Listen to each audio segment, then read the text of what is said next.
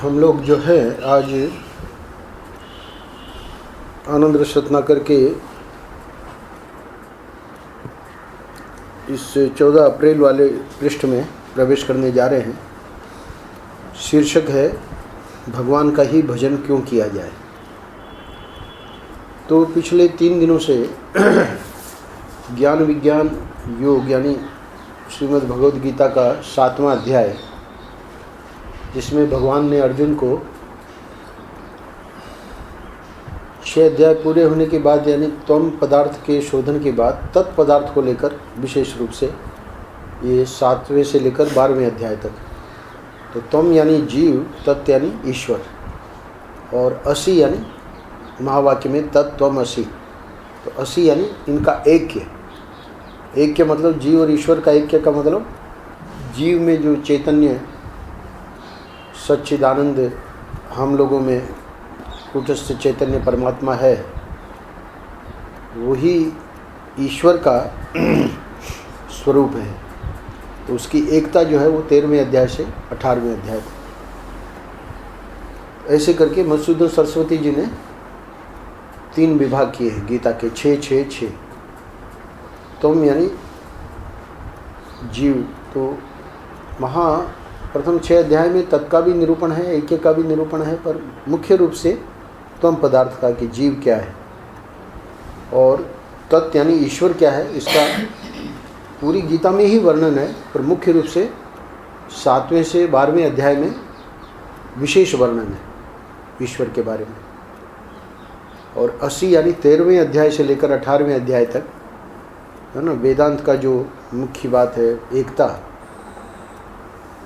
तो ब्रह्मात्म के बोध जिसे कहते हैं, तो वो एकता कैसे है। तो ये ज्ञान का प्रसंग जो है 13वां 14वां 15वां 16 17 18 तो इनको परिशिष्ट माना है, 18 में पूरा उपसंहार है और 13 14 15 ये ज्ञान को लेकर विशेष रूप से, तो तत् और तम की एकता जो है वो बताने वाले अध्याय। तो 7वां अध्याय ज्ञान विज्ञान योग होने के कारण इसमें भगवान ने अर्जुन को कहा कि मैं तुमको जो है ज्ञान विज्ञान सहित बताऊंगा, यानी इसका तुम अनुभव कर सकोगे। तो इसी संदर्भ में बहुत सारी बातें आई पिछले 3 पृष्ठों में। एक श्लोक को लेकर महर्षि ने, मतलब 2 पृष्ठों में एक श्लोक को लेकर महर्षि ने विशेष रूप से चर्चा करी, सुकृति को लेकर। सुकृति 11 अप्रैल, भजन ही पुण्यवान पुरुष की पहचान है। और 12 में आपकी एकाग्रता बुद्धि एवं प्रीति कहाँ है। और कल हम लोगों ने किया सकाम पुण्यात्माओं को भी भगवान का भजन ही करना चाहिए। तो ये 3 दिनों से जो हम ज्ञान विज्ञान योग के 3 पृष्ठों को किए, तो अब यहाँ आज एक बहुत महत्वपूर्ण बात महर्षि उठाने जा रहे हैं अपनी ओर से, इसी संदर्भ में भजन के बारे में। वो क्या है कि एक वेदांत को पढ़कर इस प्रकार की भ्रांत धारणा लोगों के चित्त में हो जाती है कि सर्वं खलु ब्रह्म, सब जब ब्रह्म ही है तो ये क्या आवश्यक है कि भाई हम कृष्ण की पूजा करें या राम की पूजा करें या शिव की या देवी की, है ना, सब रूप में ब्रह्म ही है। और ये प्रश्न मैंने भी पूज्य महर्षि को पूछा था, पृष्ठ तो आज कर रहे हैं पर ये बात मैं बता रहा हूँ करीब 34-35 साल पहले की। तो हमारे हृदय में ये बात आई थी कि विभूति योग में भगवान ने हर्षद सब जगह श्लोकों में कहा कि ये मैं हूँ, द्यूत भी मैं हूँ, जुआ भी मैं हूँ, हिमालय भी मैं हूँ, प्रहलाद भी मैं हूँ, है ना, अर्जुन भी मैं हूँ, आदि आदि जितने जो है विभूतियाँ, है ना, उन विभूतियों में अपने को गिनाया। और द्यूत आदि जो जुआ आदि की क्रिया है उसमें भी अपने को गिनाया। तो इसका अर्थ है वहाँ विभूति योग में भगवान ये दृष्टि दे रहे हैं कि मेरे सिवा और कुछ है ही नहीं। तो हमारे हृदय में यह आया कि जब वही सब हैं तो इसका अर्थ है कि विभूति में तो बता रहे हैं जो अच्छी जो सर्वश्रेष्ठ वस्तुएं हैं, द्यूत वाले को छोड़ दें, और बाकी जितने जो गिनाए हैं वहाँ अपने को, है ना, बहुत ही ज़बरदस्त दिखाया है। तो हमने महर्षि को पूछा कि ईश्वर जब सब हैं तो अपने को और जितने मतलब जो दुष्ट हैं और बदमाश हैं और, है ना, चोर चमार हैं, ये भी तो भगवान ही तो हैं। महर्षि मुस्कुराए और मुस्कुरा के उन्होंने कहा कि देखो, वहाँ तुमने अर्जुन के प्रश्न पर ध्यान नहीं दिया।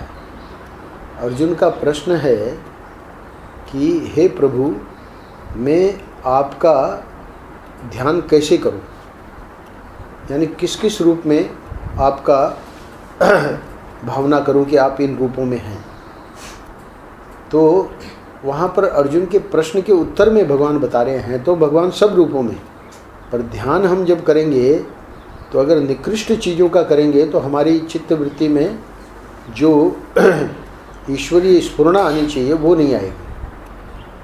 तो इसलिए इसमें वेदांत की, उसमें हम डिटेल में नहीं जाएंगे, पर वेदांत की जो सृष्टि रचना का, ये तत्वबोध में इसका बड़ा बढ़िया वर्णन है कि भगवान सृष्टि बने कैसे, क्योंकि भगवान ही ईश्वर हैं, भगवान ही जीव हैं, भगवान ही जगत हैं। तो जगत, जीव, ईश्वर, तो जीव और जगत में उन्होंने ऐसी कौन सी चीज़ डाल दी कि वो ईश्वर हमेशा अलग बना रहता है, जिसका हम भजन करना चाह रहे हैं। तो इसको महर्षि यहाँ बताएंगे आज के पृष्ठ में। उपाधि, उपाधि का मतलब ये है कि देवता लोग हैं, इनकी उपाधि विशेष है। मनुष्यों की उपाधि, हम लोग हैं, ये जान रहे हैं हमारी उपाधि कैसी है, सीमाएं हैं, लिमिटेशन है। उससे भी और निकृष्ट उपाधियाँ, है ना, पशु पक्षी, है ना, पशुओं में भी, है ना, गधा कुत्ता सूअर, है ना, तामसी योनियाँ, गाय, वहाँ पर भी सात्विक राजसिक तामसिक है। वृक्षों में भी सात्विक राजसिक तामस है। तो ये जो सत्व रजस तमस का जो भेद भगवान ने बनाया है वो इतना अद्भुत है कि इसी से ये उपाधि की बात समझ में आ जाएगी कि हर एक उपाधि में वो भगवान का जो हमको दर्शन होना चाहिए, है ना। तो सात्विक प्रधान जो उपाधियां हैं, शुद्ध सत्व कहते हैं, तो उसमें तो ईश्वर का दर्शन हो जाएगा। तो पर ये जो भगवान ने जीव और जगत बनाया तो उसमें उस शुद्ध सत्व को नहीं लिया। वहाँ रचना में मलिन सत्व, है ना, तो ये तमस को भी लिया है। तो मलिन सत्व और तमस को जब लिया और उससे जब ये बनी, मतलब जगत और जीव, तो वहाँ पर जीव में एक विशेषता रखी। क्या रखी? जीव का जो अंतःकरण बनाया, है ना, वहाँ उन्होंने सत्व को रखा। विशुद्ध सत्व तो अपने लिए रखा। तो विशुद्ध सत्व जब भी ईश्वर प्रकट होंगे, है ना, अवतार लेंगे, तो विशुद्ध सत्व की उपाधि के साथ ही आएंगे। तो यहाँ पर यह प्रश्न उठाया है कि भगवान का ही भजन क्यों किया जाए। तो भगवान का भजन इसलिए करना पड़ेगा कि विशुद्ध सत्व में ही हमको भगवान का दर्शन हो पाएगा। राम शिव जो अवतार हैं, है ना, कृष्ण, देवी, हनुमान जी, जो देवता हैं, पांच देवता, पंच देवता की उपासना हमारे सनातन धर्म में है। तो उसमें ब्रह्मा विष्णु महेश, सूर्य और देवी, तो ये जो पंच देवता है, इसमें तो विशुद्ध सत्व रहेगा। पर अब यहाँ प्रश्न उठा रहे हैं महर्षि। क्या प्रश्न है कि ब्रह्म तो एक ही है, भगवान तो एक ही है, भिन्न भिन्न सिद्धियों की प्राप्ति के लिए भिन्न भिन्न उपाधि वाले भगवान का भजन क्यों? यानी प्रश्नकर्ता कह रहा है कि भाई शास्त्रों में ये बात आती है कि ये सिद्धि चाहिए तो इसका, आपको ज्ञान चाहिए तो सरस्वती से, आपको धन चाहिए तो लक्ष्मी से। तो ये भिन्न भिन्न सिद्धियों की प्राप्ति के लिए भिन्न भिन्न उपाधि वाले भगवान का भजन क्यों? 1 अप्रैल को हमारे श्याम जी ने पूजा करी, है ना, उसको बुलाया ब्राह्मण को, तो वो लक्ष्मी जी चाहिए तो वो गोलक में क्या करना वो ब्राह्मण जानता है ना, कमल का गट्टा और क्या क्या हिंग, क्या कौन सी सौंठ, किसकी, हल्दी की गांठ आदि आदि, यानी इसके सब जो विधि विधान होते हैं, वही आज मैं इनसे चर्चा कर रहा था कि शास्त्रों में विधि विधान बनाए गए हैं। अभी बा का शरीर पूरा हुआ, 1 साल होने जा रहा है 17 तारीख को माता जी का। तो इन्होंने हमको बताया कि भाई अभी आजकल ऐसा कर रहे हैं कि 13 दिन जो होते हैं तो उसी में वो सब कर लिया जाता है। तो हमने कहा कि पिताजी का जब हुआ, क्योंकि पिताजी का तो हमने भी दर्शन किया है, इंग्लैंड से लौटे तब, हालांकि पिताजी का शरीर जल्दी पूरा हो गया। तो हमने कहा कि पिताजी के बाद में जो मतलब, क्योंकि बा को तो संस्कार है ही है, क्या क्या किया जाता है। तो बोले नहीं, पिताजी का भी ऐसा कुछ नहीं हुआ। तो हमने कहा यही सनातन धर्म की विशेषता है कि जैसे जैसे युग है, युग के अनुरूप जो है उसमें जो जानकार लोग हैं वो उसका एक दे देते हैं व्यवस्था कि अब आप लोग ऐसा कर लो, क्योंकि अब इतनी व्यस्तता है कि इस व्यस्तता में आप लोग कुछ नहीं कर पाओगे, तो कम से कम इतना कर लो कि ये 13 दिन में ये सब पूरा हो जाए। तो सब प्रकार के सनातन धर्म में हमने बताया कि भाई अगर पंडित ना मिले तो अपने खुद भी पूजा कर सकते हैं, है ना। पर जो पक्ष है कि भाई ब्राह्मण आके पूजा करे तो उससे अपने को भी संतोष होता है ना। और वो जैसी पूजा करेगा हम नहीं कर पाएंगे, मंत्र वगैरह बोल लेगा ठीक तरह से, हमको भी संतोष होगा। तो हर एक चीज़ के लिए सनातन धर्म की ये विशेषता है। जबकि और धर्मों में 5 बार नमाज पढ़ना तो पढ़ना ही है ना। तो वो ट्रेन में भी आप देखोगे कि वो अपना बिछा के और अपना शुरू कर देता है ना जो है उसकी निंदा नहीं है, पर ये जो फ्लेक्सिबिलिटी है कि भाई ट्रेन में क्या करोगे, जब इतने अशुद्ध हो, यात्रा हो रही है, तो उसमें तुम अपना जो भी करोगे तो वो तो गलत हो गया ना। तो भाई जहाँ तुम्हारा यात्रा पूरी हो गई वहाँ शुद्ध होके और फिर बैठो, ये अपना सनातन धर्म है ना। और वहाँ प्लेटफार्म पर बिछाया, अपना तौलिया और करने लगे। तो है उनके धर्म में जैसे है, उनको सिखाया गया है वैसे वो करते हैं। पर ये इसी को कह रहे हैं कि जब सब जगह भगवान है, भगवान तो एक ही है ना, ब्रह्म तो एक ही है। तो हमने तो सत्संग में, वेदांत उपनिषदों में सब जगह सुन लिया है कि सब ब्रह्म ही है। तो चाहे किसी से प्रेम करें, किसी से भी हम प्रेम कर लेंगे तो तर जाएंगे। लड़की से प्रेम करेंगे तो भी तर जाएंगे, क्योंकि सब भगवान ही है ना। प्रश्न कर रहे हैं तो सर्व ब्रह्म की दृष्टि से हम प्रेम करते हैं, तो भगवान का ही रामकृष्ण शिव देवी आदि का भजन क्यों किया जाए। तो ये जो प्रश्न उठाया है तो इसका इतना सुंदर उत्तर दिया है महर्षि ने। तो 338, 345 और 352 है ना। यहाँ से यानी प्रश्न के उत्तर में महर्षि ने जो दृष्टि दी है हमको, ये दृष्टि बहुत ज़रूरी है, क्योंकि ये प्रश्न हमारे हृदय में भी हो सकता है अथवा कोई हमको पूछ भी सकता है। तो पूछे तो है ना, 14 अप्रैल आनंद रस रत्नाकर का ये जो महर्षि का उत्तर है वो उसको समझा के नारायण नारायण नारायण नारायण। अब महर्षि समझा रहे हैं क्या, जैसे भूत की उपाधि होगी तो दूसरे ढंग के भगवान मिलेंगे, भैरव होंगे तो दूसरे ढंग के भगवान मिलेंगे, कामिनी की उपाधि होगी तो दूसरे ढंग के, एवं धन की उपाधि होगी तो दूसरे ढंग के भगवान मिलेंगे। इसलिए शुद्ध सात्विक उपाधि के द्वारा भगवान का भजन करना चाहिए। तो उसका प्रश्न था कि रामकृष्ण शिव देवी आदि का भजन क्यों किया जाए। तो यहाँ महर्षि कहना ये चाह रहे हैं, क्योंकि संक्षेप में लिया है, वहाँ तो विस्तार में है जहाँ प्रवचन है, पर यहाँ संक्षेप में लिया है। तो यहाँ महर्षि कहना क्या चाह रहे हैं कि शुद्ध सात्विक उपाधि में ही ये रामकृष्ण शिव देवी आदि होते हैं।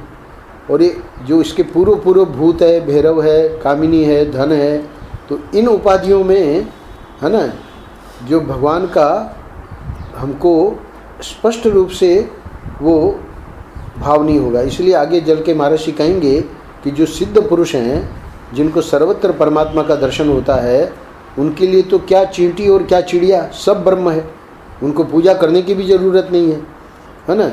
और प्रश्न तो साधक का यहाँ चल रहा है ना, सिद्ध का थोड़ी चल रहा है। तो इसलिए साधक के लिए महर्षि कह रहे हैं कि जिनको सब जगह ब्रह्म नहीं दिखाई पड़ता है। अब ये जो प्रश्न करता है इसको ब्रह्म थोड़ी दिखाई पड़ रहा है, अगर प्रश्नकर्ता को ब्रह्म दिखाई पड़ता तो ये प्रश्न उठता ही नहीं, क्योंकि तब तो वो सिद्ध खुद ही हो जाता ना। तब तो उसको खुद को ही पता है कि चींटी और चिड़िया और सब कुछ एक है ना, पूजा करने की भी ज़रूरत नहीं है। तो इसलिए महाराज जी समझ रहे हैं कि ये है तो साधक, पर इसने सुनी सुनाई बात पे, है ना, तो सुनी सुनाई बात को जो करते हैं उसका असर नहीं पड़ता है। इसीलिए परम पूज्य महाराज जी का मैं बता रहा था, आप लोग आए उसके पहले हर्षद से बात हो रही थी, तो हमने कहा देखिए सुरेंद्र भाई आते हैं तो हम गीता पे बोलते हैं, तो हम क्या करते हैं भाई, गीता पे इतने लोगों ने समझा रखा है, बोल रखा है, महाराज जी हैं, महेशानंद गिरी है, शंकराचार्य है ना, मधुसूदन सरस्वती हैं, आदि आदि, तो हम जिस मंत्र पे व्याख्या करनी होती है उसको पढ़ लेते हैं। और पढ़ के भी फिर ऐसा नहीं है कि सबको याद करके, उसमें भी पुस्तक सामने रखते हैं, कृष्ण संदेश या महाराज जी की पुस्तक, और फिर उसमें सुरेंद्र भाई को यानी थोड़ा मंत्र वो समझ जाए, ज्योत्सना बेन सुरेंद्र भाई या जो भी बैठे रहते हैं, तो उसको सुना देते हैं। और महाराज जी की जो शैली थी वो ये नहीं थी, क्यों? क्योंकि सिद्ध महापुरुष थे ना, तो उनको ऐसे देखने को वो भले टीका टिप्पणी देख लेते थे, वो भी उनकी लीला थी, उसको देखने की उनको ज़रूरत नहीं थी। पर चलो भाई, मंत्र में इन महापुरुषों ने क्या विचार किया है, शंकराचार्य जी ने, रामानुजाचार्य जी ने, है ना, वल्लभाचार्य जी ने, तो वो टीका साथ में रखते थे।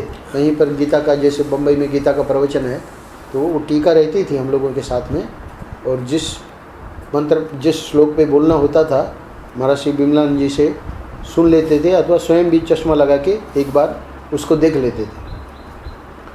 पर ऐसा नहीं है कि वो जो बता रहे हैं या वो जो समझा रहे हैं या कृष्ण संदेश में हमारे महेशानंद जी ने जो प्रवचन दिया है उसको पढ़ा जाए, है ना, उसकी ज़रूरत नहीं है महाराज जी को। क्यों? क्योंकि वहाँ अनुभव से बोला जा रहा है। तो अनुभव से, यानी ये सिद्ध महापुरुष की बात हो रही है ना, महाराज जी कह रहे हैं कि जो सिद्ध पुरुष हैं, जिनको सर्वत्र परमात्मा का दर्शन होता है, उनके लिए क्या चींटी और क्या चिड़िया, सब ब्रह्म है, उनको पूजा करने की भी ज़रूरत नहीं है। पर ये प्रश्नकर्ता जो है उसने तो सुनी सुनाई बात, इसलिए तो उसके मन में प्रश्न उठ रहा है कि भाई जब सब ब्रह्म है तो फिर ये जो हमारी लड़की से प्रेम करेंगे उसी से हमारा काम हो जाएगा, है ना। तो ये बात जो है ये बहुत ज्वलंत प्रश्न है। अब देखिए महाराज से समझा रहे हैं, क्या शुद्ध सात्विक उपाधि में ईश्वर का दर्शन होगा, और ये जो मलिन सत्व और ये जो तामस उपाधियां हैं, भूत भैरव आदि, है ना, इसमें तो कुछ होना नहीं है। तो बोले कि हम तो मच्छर को ही भगवान मानते हैं, उसी की पूजा करेंगे, है ना। तो बोले भाई देखो, भगवान तो सब हैं, ये बात वेद में, पुराण में, शास्त्र में सब जगह है, लेकिन उपाधि के तारतम्य से भगवान के पूजन में तारतम्य होता है ना। तो अब जैसे हम गए श्याम जी के यहाँ, अभी 2 दिन पहले परमेश्वरानंद जी को मिलने गए थे, है ना, तो माता जी जो है वो ले आई आरती, और आरती लेके हमारी भी आरती उतार दी। तो क्या है, तारतम्य है। महाराज जी की आरती उतारी जा रही है, वहाँ निरावरण ब्रह्म है, ठाकुर जी बिना पर्दे के बैठी, पर बोले कि अब गोविंदान जी की आरती क्यों उतारी जा रही है, तो वहाँ भी ठाकुर जी तो जो आरती उतार रहा है उसके हृदय में भी है ना। पर भाई कहीं पे झीना पर्दा है, कहीं पे ऐसा पर्दा है कि भाई मुँह ही नहीं दिख रहा है ना। तो ये आवरण जो है इसी को कहते हैं उपाधि का तारतम्य। तो उससे भगवान के पूजन में तारतम्य होता है। तो भाई गोविंदान जी आ रहे हैं तो भाई चलो ठीक है ना, उनके हिसाब से लिफाफा बना दिया श्याम जी ने। और परमेश्वरानंद जी आ रहे हैं तो बोले भाई उनका लिफाफा तो भारी होना चाहिए। भाई ये तारतम्य क्यों हो रहा है? तारतम्य कोई, इनके हृदय में कोई भेद ऐसा नहीं है, पर वो उपाधि भेद है। उनकी जो तपस्या है, उनका जो है ना ज्ञान है, तो वो ज्ञान जो है और गोविंदानंद जी का ज्ञान है। और फिर कमल की भी समझ लो पूजा करने लगे, है ना, कि भाई बहुत बुधवार गुरुवार को आते हैं। ये तो एक बार कहे बोले कि इतना समय से दिल्ली से आ जाते हैं, हम यहाँ वृंदावन से नहीं पहुँच पाते, कभी कभी तो लगता है कि उनके चरण धो के पी लें। तो अब वो चरण धो के पीने का अर्थ क्या है? तारतम्य से उपाधि भेद तो रहेगा, बोला जाएगा, पर सचमुच में थोड़ी। तो एक बार उड़िया बाबा जी ने ऐसी लीला करी। उड़िया बाबा जी को कहा कि ये महर्षि ने सुना रखा है, सभी प्रकार के मतलब सिर फिरे लोग होते हैं। तो बोले कि महाराज जब सब ब्रह्म हैं तो आपका ही चरण धोके क्यों पिया जाए, है ना, हमारा चरण धोके क्यों नहीं पिया जाए। तो बोले लाओ बेटा लोटा लाओ अब तुम्हारा चरण धोके पी लेते हैं। उसमें कौन सी बड़ी बात है। तो महर्षि कह रहे हैं ना, जो सिद्ध पुरुष है जिनको सर्वत्र परमात्मा का दर्शन होता है, उनके लिए तो क्या चींटी और क्या चिड़िया, सब ब्रह्म है। तो ऐसा थोड़ी कि वो उनको संकोच होगा कि नहीं इनका मैं चरण तो धो रहा हूँ पर मुझे नहीं धोना चाहिए। भगवान कृष्ण ने राजसूय यज्ञ में क्या सेवा ली, है ना, सबके चरण धोने की सेवा ली। वो तो भगवान है, उनको चरण धोने की क्या जरूरत है ना, पत्तल उठाने की सेवा ली। तो ये बात समझनी चाहिए कि सिद्ध पुरुषों का हम नकल नहीं कर सकते। पर ये जो प्रश्न करता है ना, उसके हृदय में आ रहा है कि भाई जब सब ब्रह्म है ना, तो इसमें कौन सी गड़बड़ी है। तो अब महर्षि समझा रहे कि नहीं, जो उपाधि है उसका तारतम्य हमेशा रहेगा। वो तुम लोग भी व्यवहार में करते हो, है ना, पर तुम समझते नहीं हो। जो सिद्ध पुरुष हैं उसकी महर्षि ने बात बताई दी। अच्छा, अब कह रहे हैं कि जिनको सब जगह ब्रह्म नहीं दिखाई पड़ता है, उनको शुद्ध उपाधि में ही परमात्मा का चिंतन करना चाहिए। इसलिए वहाँ विभूति योग में 10वें अध्याय में भगवान ने अपनी विशेष विभूतियाँ, है ना, बताई। जो मैंने महर्षि को प्रश्न किया था कि भाई अशुद्ध उपाधि में भी तो भगवान ही हैं, तो उसमें फिर क्यों नहीं, उसको क्यों नहीं भगवान ने गिनाया। तो बोले कि अशुद्ध उपाधि में नहीं। क्यों? क्योंकि अर्जुन का प्रश्न है कि मैं परमात्मा का चिंतन किस उपाधि में करूं, आपका चिंतन में कहाँ कहाँ कैसे कैसे करूं। तो वो अशुद्ध उपाधि में चिंतन नहीं होगा। इसी को आगे समझा रहे महर्षि। वेश्या में ईश्वर की उपासना करने जाओगे तो वह वेश्या की उपाधि तुम्हारे अंतःकरण को पवित्र नहीं होने देगी, निकृष्ट कर देगी। भला चलो वेश्या को छोड़ो, सेठ को ले लो। सेठ की उपाधि में ईश्वर का भजन करने जाओगे तो वह तुमको व्यापारी बनावेगा, ईश्वर का चिंतन नहीं होने देगा, है ना। तो यह नहीं कि कोई कामी पुरुष किसी स्त्री को ही कहने लगे कि तुम हमारी प्राणेश्वरी, तुम हमारी हृदयेश्वरी, तुम हमारे परमेश्वर, है ना। तो उस उपासना से नित्य शुद्ध बुद्ध मुक्त परमात्मा की प्राप्ति हो जाएगी, सो बात बिल्कुल नहीं है ना, असंभव है। क्यों? जैसी उपाधि के द्वारा भगवान की उपासना करेंगे, उस उपाधि से वैसे ही परमात्मा की प्राप्ति होगी। मीरा आई और हम वो ठंड में मोजा पहने थे, तो बोले मोजा उतारिए और है ना आपके चरण धोने हैं। उन्होंने कहा कि क्षमा करिए, है ना, हमारे पास महर्षि का चरणामृत है, हम आपको दे देंगे, है ना, उसमें गंगा जल मिला लेना, है ना। तो यहाँ महर्षि क्या कहना चाह रहे हैं कि उपासना से नित्य शुद्ध बुद्ध मुक्त परमात्मा की प्राप्ति हमको चाहिए ना, तो वो जो है हर जगह नहीं होगी। जैसी उपाधि के द्वारा भगवान की उपासना करेंगे, उस उपाधि से वैसे ही परमात्मा की प्राप्ति होगी। ये सनातन धर्म का गूढ़तम सिद्धांत है। इसमें क्या है कि मुख्य बात श्रद्धा की है। सपना के भाई के घर में हम गए, उनका गुरु भाव है, हमको पता है। तो बड़ौदा गए थे तो स्वाभाविक वाला प्रश्न सब जगह वहाँ चलना, वहाँ जाना, वहाँ जाना। और वो महाराज ले आया चरण धोने का सब। अब मीरा जो कि महर्षि से मिली है, जिनको है ना इतने बड़े बड़े महात्माओं का आशीर्वाद प्राप्त हुआ है, उनको हम थोड़ी अपना चरण धोने देंगे। अब वो जो है सपना का भाई है ना, जिसको न महर्षि के दर्शन हुए, न किसी ऐसे महापुरुष के दर्शन हुए, अब वो भाव है, श्रद्धा है, तो उसकी श्रद्धा को थोड़ा तोड़ना है ना। तो सब जगह स्थिति देख के स्वयं ठाकुर जी प्रेरणा करते हैं कि कहाँ अलाउ करो, कहाँ अलाउ मत करो, है ना। तो इसलिए यहाँ ये बहुत इम्पोर्टेंट है। तारतम्य जो है वो तो हमेशा रहेगा ही रहेगा। उस तारतम्य को समझा के अंत में महर्षि कह रहे हैं कि ये सनातन धर्म का गूढ़तम सिद्धांत है। यानी इस सिद्धांत को समझे बिना समझे आगे क्या होता है वो देखिए, सुनिए। इसको जो लोग नहीं समझते हैं वे वेदांत की 4 बात सुनने के बाद संसार में फंस जाते हैं। क्यों संसार में क्यों फंस जाते हैं? क्योंकि उनको लगता है कि ये भी तो परमात्मा ही है। अब वो संसार, क्योंकि ये जो है अभी पूर्ण ज्ञान तो हुआ नहीं। पूर्ण ज्ञान हो जाता तो उसको वेदांती जो है कभी भी सच्चिद आनंद रूप से परमात्मा है उसमें, पर नाम रूप जो है वो माया का रूप है। ये बहुत ध्यान देने योग्य बात है। सच्चिद आनंद रूप से सब कुछ परमात्मा ही है। और वो किसको ज्ञान हो गया है?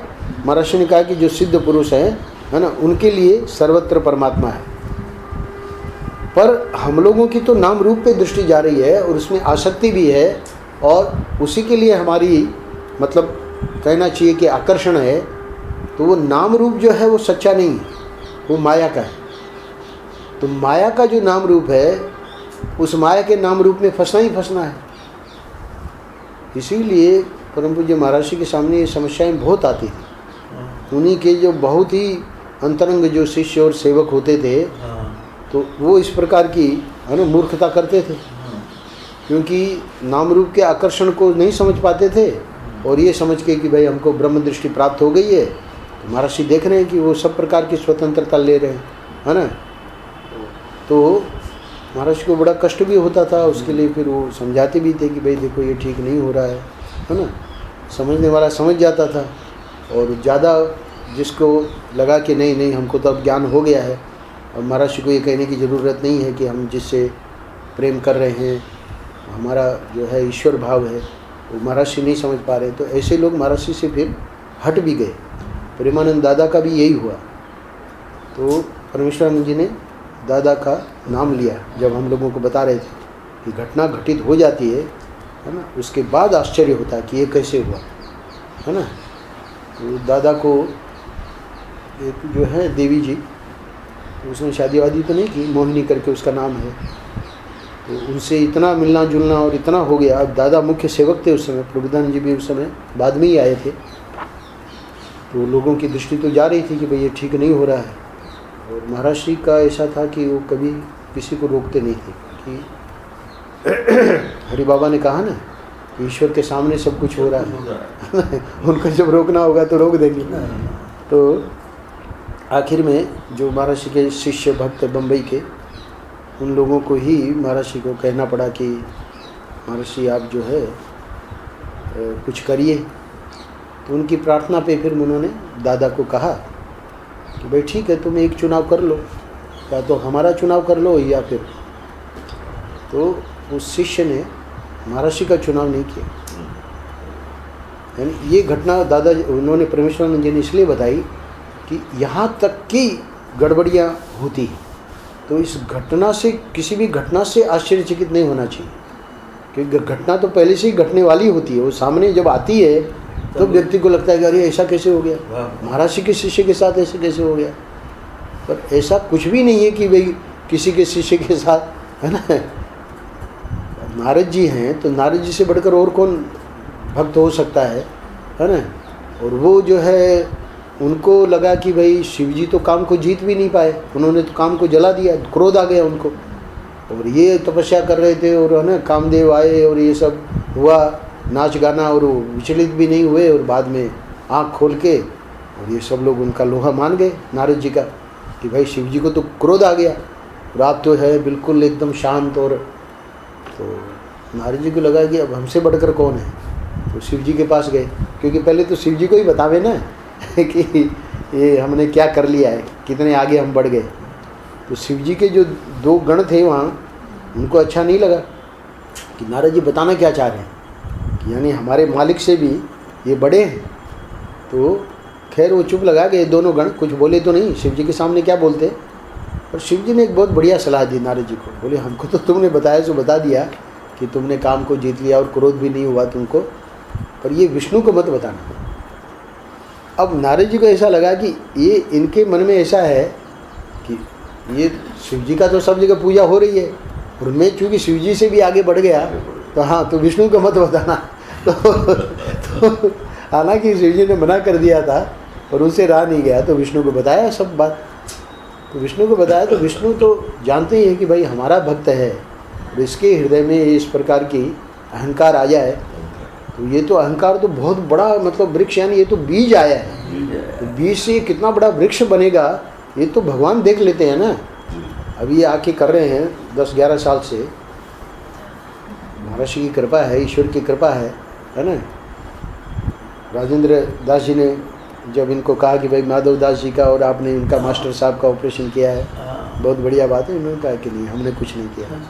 पर एक कल्पना करो कि वो अहंकार आ जाए तो ईश्वर उस अहंकार को थोड़ी रहने देंगे कि भाई पुंजानी, डॉक्टर पुंजानी से हम जो काम करवा रहे हैं, पुंजानी को तो पता है कि वही ठाकुर जी ही कर रहे हैं, हम तो कुछ कर ही नहीं रहे। पर अहंकार का बीज है, ठाकुर जी का भोजन ही अहंकार है, भक्तों का जो अहंकार है उसी का भोजन करते हैं, है ना। तो नारद जी के जब चित्त में देखा कि भाई ये अहंकार है, तो उन्होंने भी सब बात बता के और फिर बहुत अच्छा करके, और ये जब गए तो रास्ते में ही उन्होंने ऐसी माया फैलाई भगवान ने कि वो जो नगर था उसमें जो वो थी सुंदरी, है ना, तो उसी पे लट्टू हो गए। उधर तो काम को जीत गए और इधर जब माया फैलाई भगवान ने तो बोले इससे मेरी शादी हो जाए, इसका स्वयंवर है। तो भगवान के पास गए, बोले कि आप अपना रूप दोगे तो शादी हो जाएगी, और आप जो है हमारा हित करना, जिसमें हमारा हित हो वही करना। तो भगवान ने उस बात को पकड़ा कि हमारा हित करना, तो इसका हित ही करेंगे। तो उसको बंदर का रूप दे दिया। वो दोनों गण लगे हुए थे साथ में, है ना। तो स्वयंवर में जब नारद जी ने बहुत प्रयास किया कि हमको माला पहना दे, तो सिर्फ उन दोनों गणों को उनका वो बंदर का रूप दिख रहा था और वो देवी जी को, बाकी किसी को पता नहीं है ना, सबको नारद जी दिख रहे हैं। तो उनको तो माला नहीं पहनाई, उतने में स्वयं विष्णु आ गए, तो विष्णु को माला पहना दी और वो चले गए। अब वो गणों को मौका मिल गया, क्योंकि गणों ने समझ लिया कि इनकी तो फजीती हो गई। तो जब नारद जी चले जरा दुखी होके कि भाई भगवान ने रूप भी दिया फिर भी हमको माला नहीं पहनाई, है ना, स्वयं भगवान ही आके माला पहन के चले गए। तो गणों ने कहा अपना जरा मुंह देख लो पानी में, वही तालाब था, तो पानी में मुंह देखा तो बंदर का। तब फिर उनको इतना गुस्सा आया नारद जी को। इस बात को पूरी पीठाधीश्वर विशेष रूप से सुनाते हैं कि हमेशा ये ध्यान रखना चाहिए। इस कथा में एक और बहुत बड़ी शिक्षा है कि ये जो आत्मा है वही सबसे उत्कृष्ट है। हम जो ईश्वर से भी प्रेम करते हैं वो भी 2 नंबर है। क्यों? क्योंकि नारद जो है वो सर्वश्रेष्ठ भक्तों में गिने जाते हैं। पर अब भगवान ने जब ऐसी लीला करी, हालांकि उनके कल्याण के लिए, पर उनको इतना क्रोध आया कि मन में ही सोचा कि अभी मैं जाके और उनको ठीक करूँगा, क्योंकि परम स्वतंत्र सिर पर कोई, इनके सिर पर कोई है नहीं, है ना, और ये अपना जैसे मर्जी है वैसे करते हैं, तो मैं इनको शाप दूंगा। तो भक्त के मन में भी अपने इष्ट के प्रति शाप देने की बात आ गई। हालांकि भक्त लोग इस पूरी कथा को अलग ढंग से समझाते हैं, पर वेदांत की दृष्टि से पूरी पीठाधीश्वर बहुत बढ़िया हम लोगों को बताते हैं कि ये बात हमेशा ध्यान में रखनी है कि वो चाहे सद्गुरु हो चाहे ईश्वर हो, है ना, हमारा मैं जो है वो इतना इम्पोर्टेंट है कि उसके विरुद्ध अगर सद्गुरु या ईश्वर भी कुछ करेगा तो हम उसके विरुद्ध हो जाएंगे। ये इस कथा से शिक्षा दी जा रही है। तो ये वेदांत का सबसे बड़ा याज्ञवल्क्य का कहना है, जिसको महर्षि ने बहुत सरल शब्दों में कर दिया कि ये इस भ्रांति में कभी मत रहना कि कभी कोई हमसे प्रेम करता है। गृहस्थों के लिए थोड़ा सा ये कठिन है ये वाक्य, है ना, और ये आई ओपनर इसलिए है कि आगे चल के ये अगर बात याद आ जाएगी तो समझ में आ जाएगा कि भाई संतों ने तो हमको पहले ही बता दिया था, ये तो हमारी मूर्खता थी कि हम उनके पीछे पड़े हैं मोह में, है ना। तो ये मोह जो है ये ठाकुर जी कृपा करके काटते हैं, और किसके द्वारा काटते हैं? जिससे हमारा सबसे ज़्यादा प्रेम है, यहाँ बैठे हैं हमारे सामने। तो और वो ठाकुर जी की बहुत बड़ी कृपा है, क्योंकि वो मोह ऐसे कट नहीं सकता, है ना। पर वो व्यक्ति ही जब, है ना, उल्टी सुल्टी सुनाएगा तो हम लोग सपने में भी कल्पना नहीं कर सकते कि भाई ये हमारे साथ ऐसा एक सलूक। तो इसलिए महर्षि का वाक्य में बोल रहा था कि इस भ्रांति में कभी मत रहना कि कोई हमसे प्रेम कर रहा है ना। भले अपने हृदय में किसी के प्रति प्रेम आवे तो तुम स्वतंत्र हो, वो प्रेम कर लेना, उसमें हमारी रुकावट नहीं है ना। पर इस भ्रांति में नहीं रहना कि कोई हमसे प्रेम कर रहा है, यानी प्रेम जो है ये पूरा का पूरा जगत में स्वार्थ का है। इसमें परमार्थ वाला प्रेम तो सिर्फ दो ही हैं, एक ईश्वर और एक सद्गुरु, क्योंकि उनको हमसे कुछ नहीं चाहिए। सद्गुरु जो हैं बस उनको प्रेम देना है, यानी वो तो चाह रहे हैं ना कि ये ज्ञान जो हमको हमारे गुरुओं से मिला है वो इनको भी प्राप्त हो जाए। और उस ज्ञान की जो है अभी प्यास कहाँ है? वो तो ये ऐसे महापुरुष हैं। अभी यहाँ बैठे बैठे आप आए, उसके पहले क्या कह रहे थे, सुरेंद्र भाई कब आ रहे हैं, मेरे को वो 7-8 दिन वाला वो लाभ लेना है, क्योंकि इसमें तो फिर भी जाना पड़ता है ना। अभी कार आ जाएगी। ये तो चाहते हैं कि भाई जब बैठ जाए तो जैसे आईसीयू में आदमी आ गया तो अब उसको जो है कोई मिलने नहीं दिया जाएगा, है ना। 7 दिन तो उसका या जितने दिन आईसीयू में रहेगा, तो ये चाहते हैं कि हमारा आईसीयू वाला ट्रेनिंग यहाँ हो गोपालगढ़ में। तो एक बार तो थैला लेके आ गए कि यही रहना है। अब तो धीरे धीरे हमारे जो है खेतान जी उस प्रकार की व्यवस्था कर रहे हैं। पर उसमें हम अलाउ नहीं करेंगे, क्योंकि उसमें हमारी एक आफत आ जाएगी, क्योंकि हम ही को सेवा करनी पड़ेगी कि भाई इनकी चाय आ रही है कि नहीं, उनके यहाँ ना दूध आ रहा है कि नहीं इनका। उसके लिए मेरे को बुला लेना। वो तो मैं कह रहा हूँ कि श्यामानंद सरस्वती बन जाओ। शिल्पी कह रही है कि एक सेवक चाहिए, पर वो अभी पता नहीं रचना से इतना मोह है वो कट ही नहीं रहा है ना। बच्चों से तो नहीं है बच्चों से तो बिल्कुल असंग है, पर एक मोह जरूर है। वो कहता है ना राम मूर्ति बोले मैं तो सन्यासी हो जाऊं, पर जो है श्रीमती जी से बड़ा मोह है। तो महाराज जी कह रहे हैं कि इसको जो लोग नहीं समझते हैं, किसको, ये जो सनातन धर्म का गूढ़तम सिद्धांत है जिसको महाराज जी ने आज के पृष्ठ में समझाया है 14 अप्रैल, है ना। तो वे गलती क्या करते हैं, वेदांत की 4 बात सुनने के बाद संसार में फंस जाते हैं। तो संसार में फंसने वाली बात में कह रहा था कि चॉइस दी गई कि भाई दोनों में से अब तुमको एक चुनना है, तो देखिए क्या चुना उन्होंने, है ना। तो ये स्थिति, यही संसार में फंसना है। तो कहने का अभिप्राय यह है कि भगवान से प्रेम करो। हरिओम तत्सत, हरिओम तत्सत। वो जो आपने